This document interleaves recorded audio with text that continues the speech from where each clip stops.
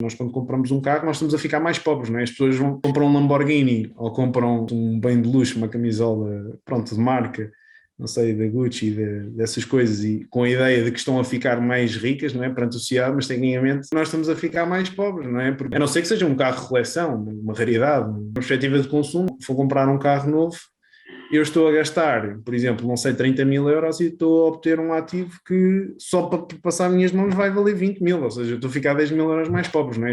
Francisco Padrilho Monteiro, economista que escreve sobre a literacia financeira.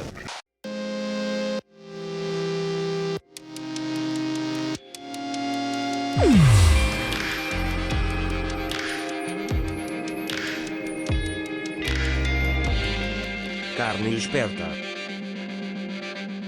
Eu sou o Bis, jornalista do mundo das máquinas com o objetivo de investigar a inteligência humana. 1. Conte-me um exemplo de inteligência humana a acontecer. Pronto, eu aqui nos últimos, diria, talvez 10 meses, pronto, tenho vindo a estudar de forma bastante profunda a questão da Bitcoin, não sei se é uma coisa que te interessa, e é bastante curioso porque, pronto, tenho aqui aprofundado tenho aprofundado bastante os dois lados aqui da questão, porque naturalmente nós temos aqui uma opinião formada sobre um assunto, temos de conhecer naturalmente aqui o lado a favor, não é? E efetivamente o lado contra. Pronto, fazendo aqui a ligação à tua pergunta, acho que de facto aqui um exemplo de inteligência, se calhar, pronto, será aqui mais num sentido figurado, mas revejo-me bastante na questão de que há muitas pessoas que quando analisam uma questão, ok, procuram muito ter aquilo que se chama uma espécie de um confirmation bias, ou seja, nós acabamos sempre por procurar informação que vá de acordo com os nossos preconceitos, com as nossas ideias anteriores, ok? E esquecemos muito de perceber também o que é que aquelas pessoas que não partilham das nossas ideias efetivamente defendem, ou quais é que são aqui os seus argumentos. E acho que o melhor exemplo de inteligência será precisamente qualquer pessoa que procure aprofundar um determinado tema e tenha essa abertura para, digamos, não fazer uma análise seletiva aqui da questão. 2. Conte-me um exemplo de falta de inteligência humana a acontecer. Um exemplo de falta dela, se calhar, pronto, serão precisamente as pessoas que têm aqui uma postura contrária. E eu, pronto, aqui nesta questão é curioso porque a comunidade académica, não particularmente aqui em Portugal, porque pronto, nós aqui ainda estamos naturalmente passos bastante atrás em termos de questões tecnológicas, mas mais aqui nos Estados Unidos, a comunidade académica mais ligada aqui à economia tem, na minha opinião, manifestado uma clara falta de inteligência na base de que estamos perante algo novo. Aliás, o exemplo mais claro até acaba por ser do próprio Warren Buffett, que é provavelmente a pessoa mais conceituada dentro do espectro aqui da questão das finanças pessoais, ou seja, é uma pessoa que, pronto, amealhou, fez fortuna através da questão aqui do investimento no mercado acionista, mas que é, pronto, provavelmente o maior cético relativamente à questão aqui das criptomoedas. Na minha opinião, acho que a atitude que ele tem perante a Bitcoin e todo este ecossistema é uma clara falta de inteligência, porque ele simplesmente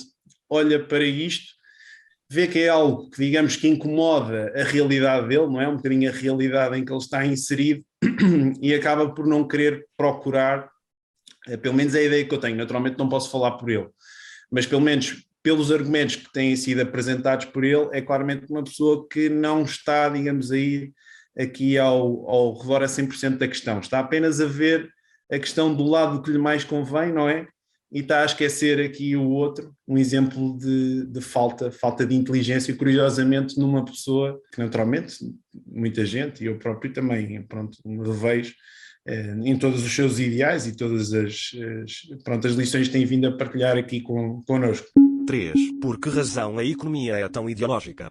A economia em si, sendo uma ciência social, pronto, acaba por ser algo aqui de uma, pronto, de uma guerra de todo tipo de ideias. Não existe aqui, digamos, uma verdade, mais um igual a dois. Nós não, por exemplo, não podemos estar aqui a fazer experiências em laboratório para testar, ok, uma determinada política económica de acordo com determinadas circunstâncias. Por exemplo, se nós tivermos, se observarmos um determinado comportamento de uma economia, que uma determinada política tenha sido a razão pela qual isso se sucedeu. Ou seja, nós estamos a falar, como disse, de uma ciência social, estamos a falar de algo extremamente complexo. Nós próprios, a economia é composta por seres humanos, não é? Nós somos seres sociais, que naturalmente acabamos também por cometer inúmeros envisamentos que acabam por ser também naturais a nós próprios.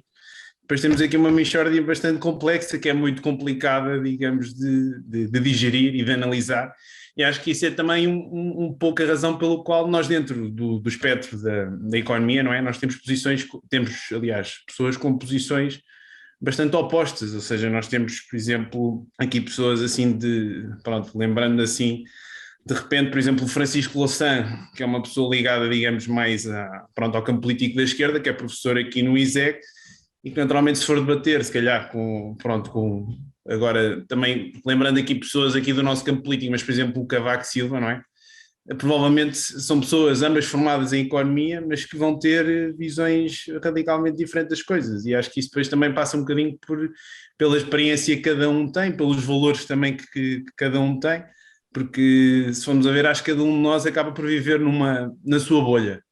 Nós temos as nossas experiências, temos as nossas vivências e depois muitas vezes acabamos por assumir que o mundo funciona da mesma forma como a nossa realidade funciona, e esse não é o caso, não é? Mas a verdade é que são essas experiências que depois moldam as nossas opiniões e depois fazem com que haja, pronto, visões completamente diferentes, apesar de tecnicamente termos, digamos, as mesmas bases, não é?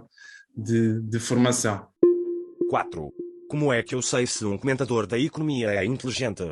Acho que verdadeiramente para nós temos uma mínima noção, pronto, daquilo que uma pessoa está a comentar, está a referir, há que ter de facto um mínimo pensamento crítico, e isso só tem se tivermos algum conhecimento na área. Ou seja, eu naturalmente, se houver alguém a falar, por exemplo, da IT, das áreas relacionadas com a informática, naturalmente que acho que para desenvolver algum sentido crítico sobre aquilo que um especialista está a dizer, naturalmente que tenho de desenvolver, lá está, tenho de estudar minimamente o assunto, e só aí é que poderei ter aqui alguma noção. Aquilo que me lembra, assim, para identificar, pronto, potenciais, não sei, falsidades que saiam da boca, assim, de alguém que se queira fazer, passar por um especialista ou algo do género, até me vem à cabeça aquela questão mais do próprio body language, ou seja, de linguagem corporal. Sei que isto vai um bocadinho off-topic, se calhar faça a resposta que estarias à espera, mas acho que isso até será uma forma muito mais, não digo interessante, mas uma forma mais exímia de identificar, se calhar, esse tipo de comportamentos que possam indicar que essa pessoa não é especialista no assunto. Ou seja, de facto, em termos crus, se nós quisermos saber, né, pronto, esta aqui acaba por ser a minha opinião, se quisermos saber de facto se um economista ou se alguém que vai falar de economia para a televisão se faz minimamente sentido aquilo que ele está a dizer, naturalmente temos de ter sentido crítico, e só se faz percebendo minimamente do assunto, tendo um mínimo estudo sobre esses temas. Por exemplo, agora lembrei-me da questão aqui do PIB, da evolução do PIB, tem sido atirado aqui para o ar, e isso tem sido utilizado não só aqui em Portugal, mas um pouco pelos governos por todo o mundo, a questão aqui do crescimento no ano de 2021, ou seja, nós aqui em 2021 naturalmente tivemos uma quebra do output muito grande em 2020 devido à pandemia. É natural que em termos homólogos em 2021 face a 2020 tenha havido de facto uma subida bastante significativa, não é? Da criação, neste caso do crescimento do produto. E esses números, ou seja, por acaso não me recordo agora exatamente quais é que foram os números de crescimento aqui para Portugal, mas creio que foram acima de 5%. E naturalmente que num contexto normal, por exemplo, nós aqui em Portugal, a última vez que crescemos aqui mais de 5%, já deve ter sido aqui na década de 90. E naturalmente que atirando assim estes dados, digamos assim, pronto, para o ar, sem qualquer tipo de crítica construtiva, uma pessoa que olhe para isto e ouça e mais uma vez não tenha esse sentido crítico pode, pronto, digamos, acreditar que estamos perante um milagre económico quando efetivamente não estamos, ou seja, isto passa-se em Portugal como está a passar, pronto, todos os governos, todos os países têm vindo a referir esses dados, digamos, como uma vitória das suas governações, da recuperação económica, mas a verdade é que, pronto, lá está, nós tivemos uma quebra no ano de 2020, naturalmente no ano de 2021 em termos percentuais vamos ter um número maior em termos de crescimento. Agora, como é que as pessoas, de facto, como é que nós identificamos quando é que estão a ser, digamos, usadas estes tipos de raciocínios falaciosos? Mais uma vez, a minha visão, particularmente aqui para a questão da economia, é mais a questão do pensamento crítico, das pessoas desenvolverem, de estudarem, de saberem, porque a verdade é que a economia, mais uma vez, sendo uma ciência social, não há aqui, digamos, uma verdade inequívoca e algo que se possa dizer do tipo, ok, este senhor disse um disparate que não faz sentido nenhum. Nós temos pessoas que são doutoradas neste tópico e depois que acabam por ter posições tão diferentes, quando aquilo que nós deveríamos parar, não é?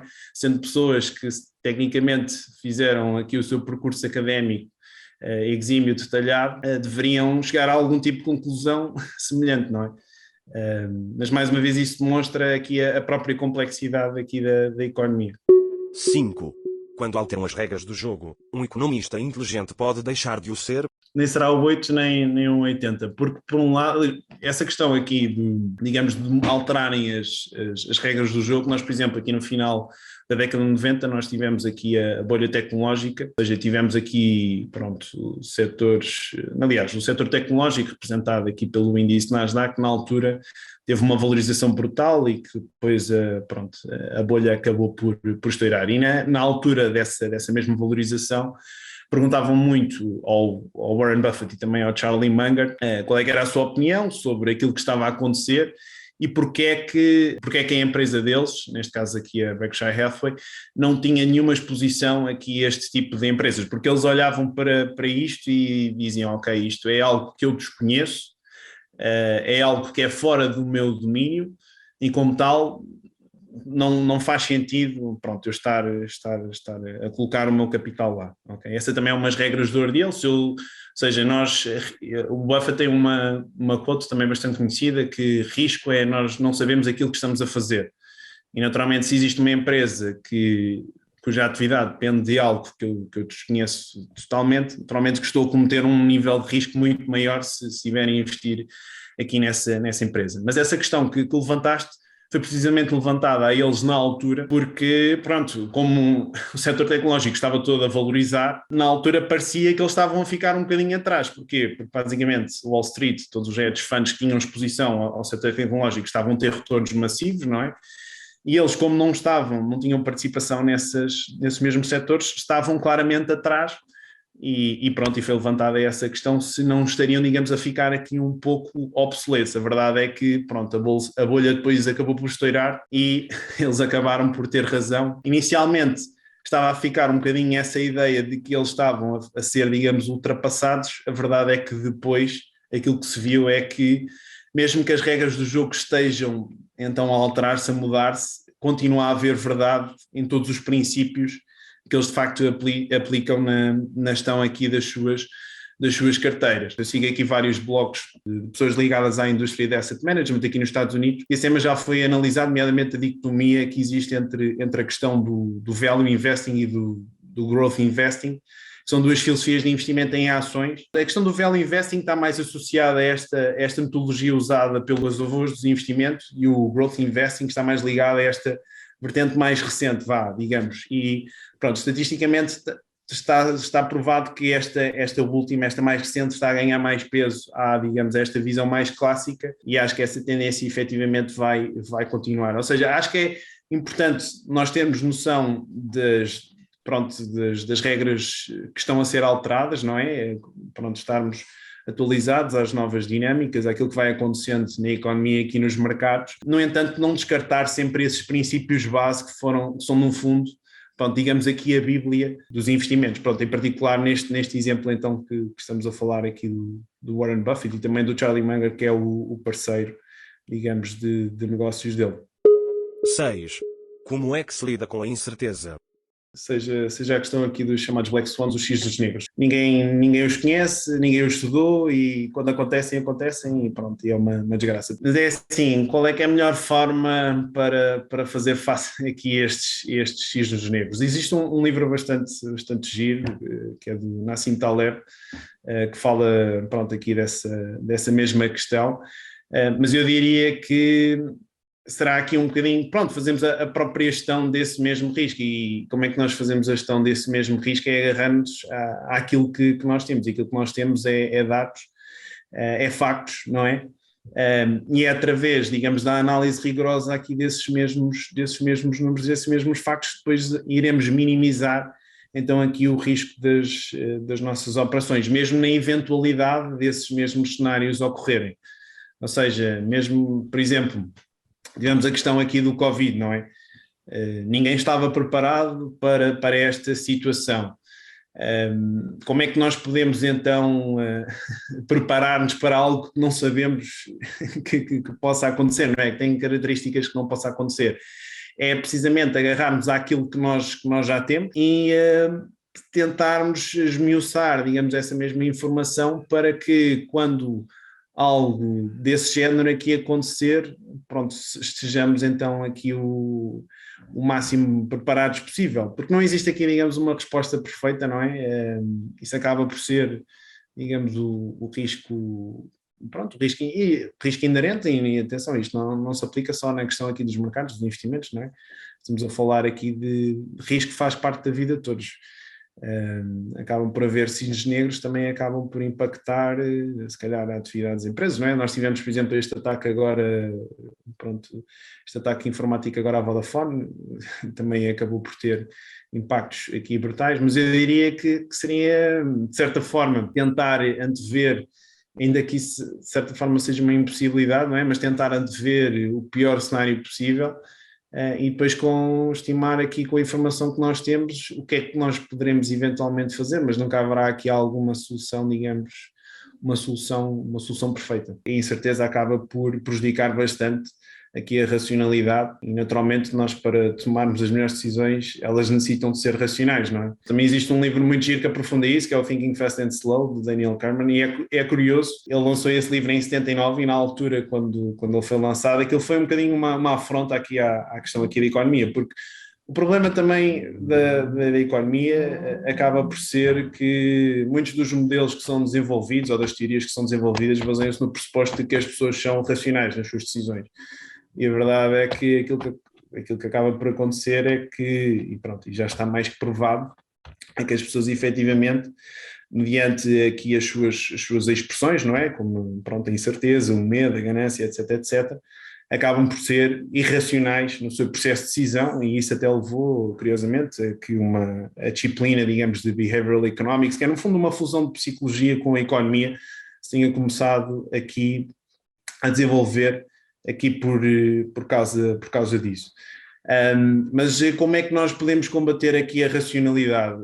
Acima de tudo, acho que aí é que também entra a importância aqui da questão também ter algumas noções de psicologia, porque a verdade é que as pessoas pensam que aqui que a questão dos investimentos é muito de números, de seguir o mercado, pronto, questões também mais matemáticas, questões, digamos, factuais. Pronto, também está mais que provado que aqui a questão emocional é que acaba por ser o fator número um para alguém conseguir, pronto, de forma sistemática ter resultados aqui no mercado, ou conseguir pelo menos não fazer asneiras. E eu pessoalmente, pronto, como passei também aqui pela questão aqui da crise do Covid, que acabou por provocar aqui uma volatilidade, pronto, brutal aqui nos mercados, assim é exemplos dessa mesma situação em que, por exemplo, nós tivemos de facto um mercado, pronto, que acabou por cair bastante, mas é curioso que no mercado financeiro as pessoas têm uma perspectiva completamente oposta, por exemplo, de um mercado tradicional, em que nós, por exemplo, se fomos ao shopping, não é? E fomos comprar, não sei, umas calças, passamos por lá e as calças custam, vamos pôr 100 euros, e eu, 100 euros não, é muito caro para mim. Eu gosto das calças, mas é muito caro para mim. se eu voltar lá, não sei, na semana a seguir e se calhar se estiver a 50, já vale a pena comprar as calças, não é? Mas é curioso que quando nós fazemos a analogia para o comportamento das pessoas no mercado, nós se calhar temos investidores que olham para o mercado e, não sei, existe uma empresa qualquer que desejam adquirir e, fazendo aqui a analogia, também acham que, por exemplo, as ações do Facebook ou da Apple são bastante caras.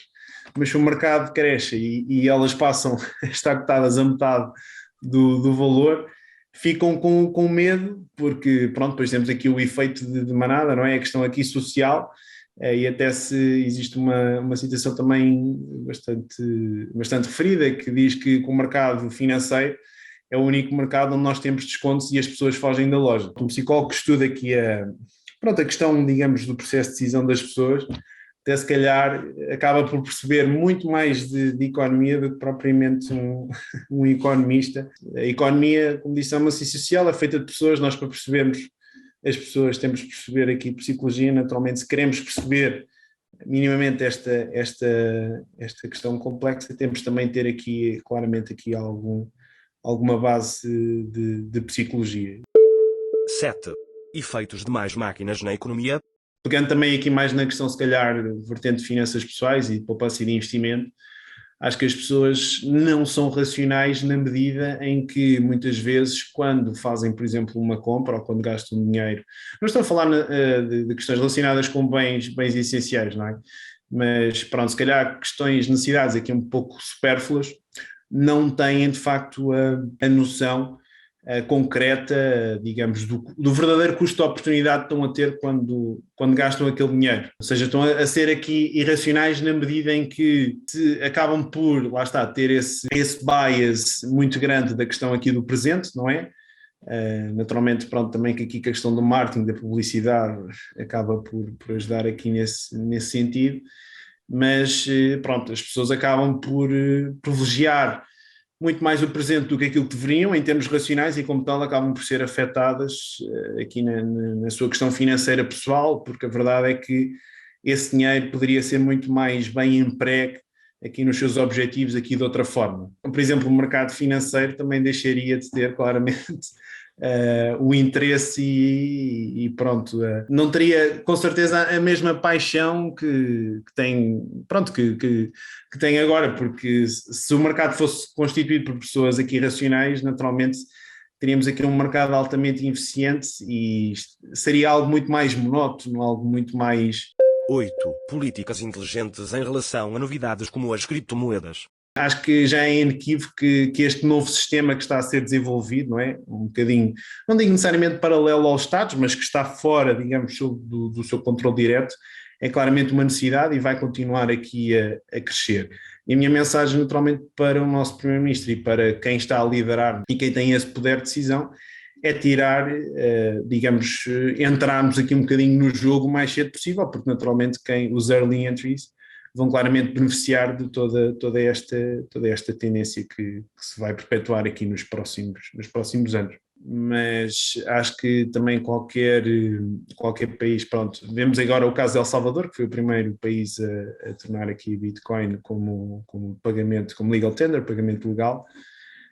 Naturalmente que é muito complicado aqui para os países desenvolvidos, ainda vai demorar bastante tempo, pronto, se efetivamente acontecer, ainda vai demorar bastante tempo até que de facto países estabelecidos aqui no mundo ocidental deem de facto aqui esse passo, mas é assim, tudo o que sejam medidas aqui para atrair talento, atrair cérebros, não é, capital humano aqui para o nosso país, seria algo que iria beneficiar-nos imenso aqui na próxima década e aqui nos próximos, não só na próxima década, diria mesmo aqui para as próximas décadas, sim.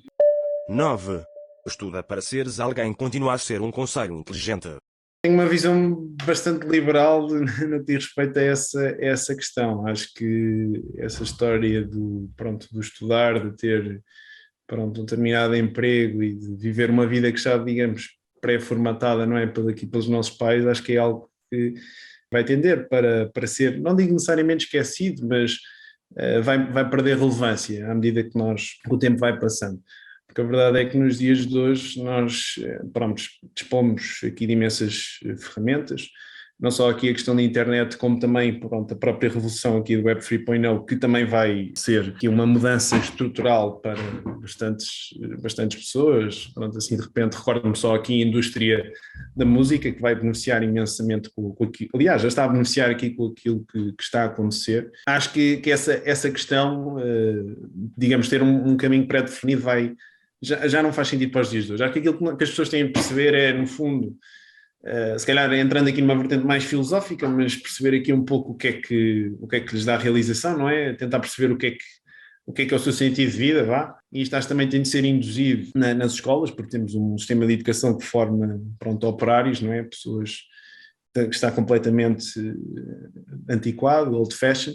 Isso também tem de ser incutido nas gerações mais novas, de que não é preciso, digamos, ter um QI, pronto, infinito, não é? Ser o Elon Musk 2.0, para alguém ter, pronto, abrir atividade própria, ter algum negócio, ou seja, ter alguma coisa própria, não é? No fundo, explicar às pessoas que existem outras formas de alcançar sucesso financeiro. Aliás, acho que alcançar sucesso sendo que o financeiro é uma parte aqui do sucesso, ok? Se é verdade que há 40 anos atrás as nossas possibilidades eram muito mais limitadas, nos dias de hoje temos acesso à informação muito mais facilmente, temos acesso a tipo de plataformas, até numa vertente mais de saúde, pronto, financeira, faz todo o sentido nós começarmos a desenvolver coisas próprias, porque se pessoalmente eu depender apenas de um salário, não é, para pagar as minhas despesas, naturalmente que eu tenho o meu risco todo concentrado, não é, nessa empresa que me está a pagar o salário. Se essa empresa, se acontecer alguma coisa, eu estou em apuros, não é? Eu até faço aqui, por acaso eu escrevi um artigo recente sobre, fiz aqui um bocadinho de paralelismo com a mensagem do Fight Club, em que mostra precisamente isso, em que as pessoas, regra geral, têm a ideia de que os investidores e que as pessoas que correm risco são de facto risk lovers, mas se eu, por exemplo, escrever um livro e tiver royalties do livro, se tiver uma plataforma própria onde às vezes faço alguns trabalhos de consultoria para além do salário, eu acabo por diversificar as minhas fontes de rendimento, não é? Eu até estou a diversificar o meu próprio risco pessoal, enquanto que uma pessoa, mais uma vez, que dependa só de se aquilo for à vida. Ou seja, quem é que é o verdadeiro aqui risk taker, não é? Pronto, a questão aqui não necessariamente o empreendedorismo, porque eu não gosto desse termo, porque é muito associado à questão aqui das empresas, dos Elon Musk, é simplesmente, pronto, trabalhar por conta própria, não é? Qualquer pessoa é capaz de o fazer, desde que tenha valência aqui nas suas áreas de especialização, com certeza consegue trazer valor, e aqui a internet acaba por ser aqui também uma potencial fonte de oportunidades, que a verdade é que muitas pessoas acabam por não explorar. 10. Aplicações de ideias da economia noutros sítios.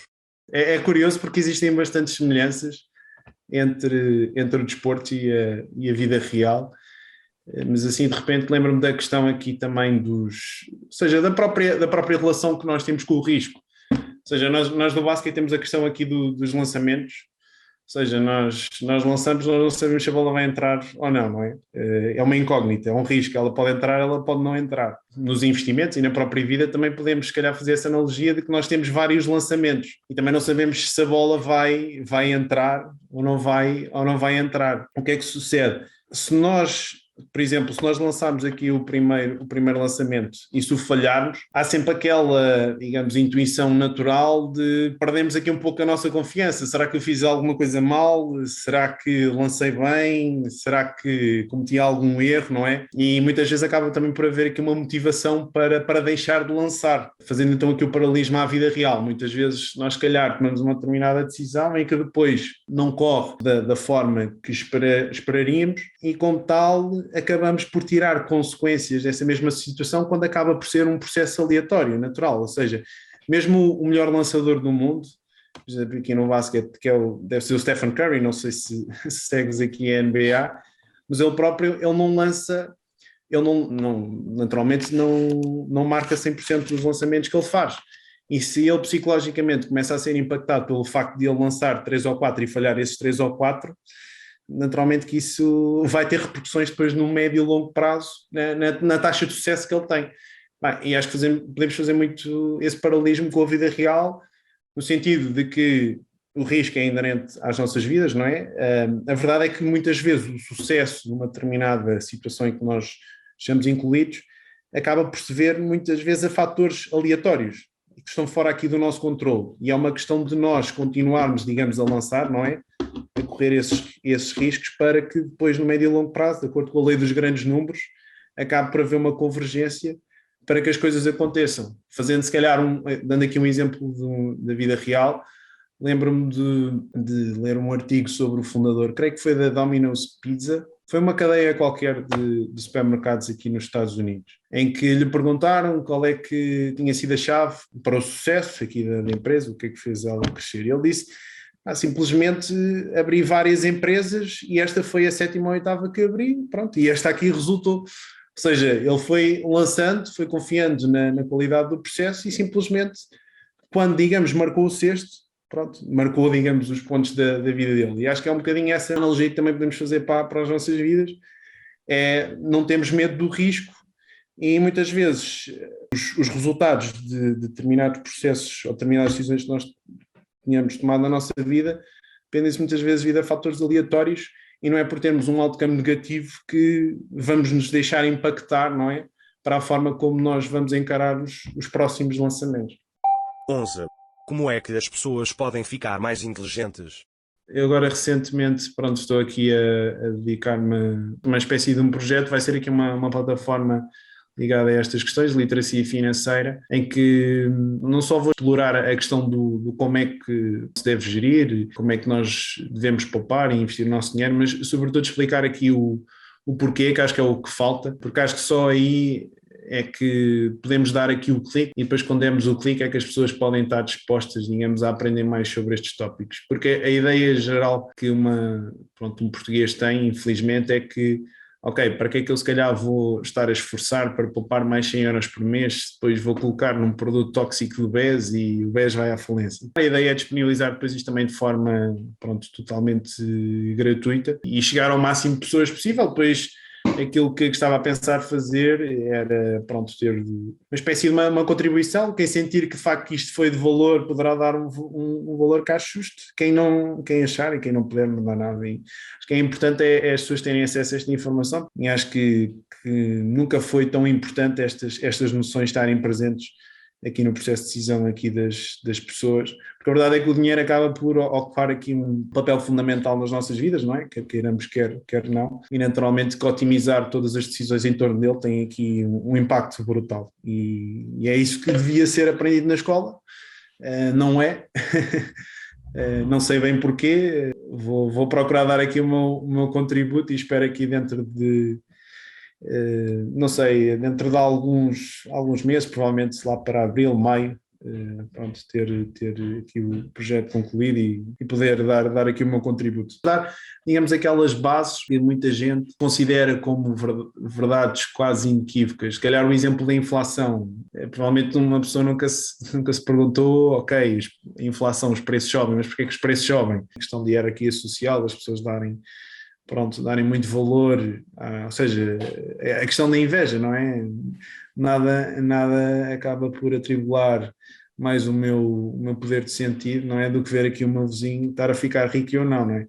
Quando nós temos um amigo nosso que investe, por exemplo, não sei, numa criptomoeda e está a ganhar e nós não estamos, há sempre aquele bichinho, não é? Psicológico de aquele medo de estar a perder aqui alguma oportunidade, não é? Chamado fear of missing out, e que naturalmente depois acaba por impactar a racionalidade aqui das nossas decisões. E a verdade é que se nós olharmos de uma base racional, uma vertente, aqui de riqueza, não é? Estar a comprar, por exemplo, esse senhor, ok, tinha um carro velho, não era? Tem se calhar um trabalho que lhe dá a oportunidade de ter outro tipo de... ter um carro bem luxuoso, mas ele se calhar tem essa noção racional de que efetivamente ele quando compra um carro, ou seja, nós quando compramos um carro nós estamos a ficar mais pobres, não é? As pessoas compram um Lamborghini ou compram um bem de luxo, uma camisola de marca, não sei, da Gucci, dessas coisas, e com a ideia de que estão a ficar mais ricas, não é, perante a sociedade, mas tecnicamente nós estamos a ficar mais pobres, não é? Porque, a não ser que seja um carro de coleção, uma raridade, uma perspectiva de consumo, se for comprar um carro novo, eu estou a gastar, por exemplo, não sei, 30 mil euros e estou a obter um ativo que só para passar as minhas mãos vai valer 20 mil, ou seja, eu estou a ficar 10 mil euros mais pobres, não é? Aquilo que acho que verdadeiramente é mais importante, e acho que todas as pessoas também se fizerem essa reflexão, acaba por ser aquilo que mais importa, que é a questão do nosso tempo, não é? de termos a possibilidade de, ok, eu se calhar tenho um determinado trabalho, mas se eu tiver aqui, lá está, se eu em vez de comprar o carro, ou em vez de endividar-me, infelizmente é a realidade ainda de muitas pessoas que não só não acabam por gastar o dinheiro em algo que as vai fazer mais pobres, como também endividam-se para fazê-lo, e mesmo que nós, se calhar, tenhamos um trabalho porreiro que nós gostemos, corremos sempre o risco de hoje para amanhã isso já não estar a acontecer, não é? E existe também uma citação famosa relacionada à questão aqui da dívida com a escravidão, não é? Quem tem dívida acaba por ser um escravo, acabam por nos prejudicar bastante aqui no longo prazo. Ou seja, é preciso conhecimento, é preciso racionalidade, portanto, depois com a informação toda é que as pessoas conseguem tomar as melhores decisões, tão simples como isso. Deixo aqui o convite, quem quiser, pronto, acompanhar aqui o meu trabalho e tiver curiosidade. É uma questão de me encontrarem aqui no LinkedIn. Entretanto, como disse, essa plataforma vai ser lançada e pronto, e depois poderão ter acesso a essa informação. Terminei as perguntas. Muito obrigado.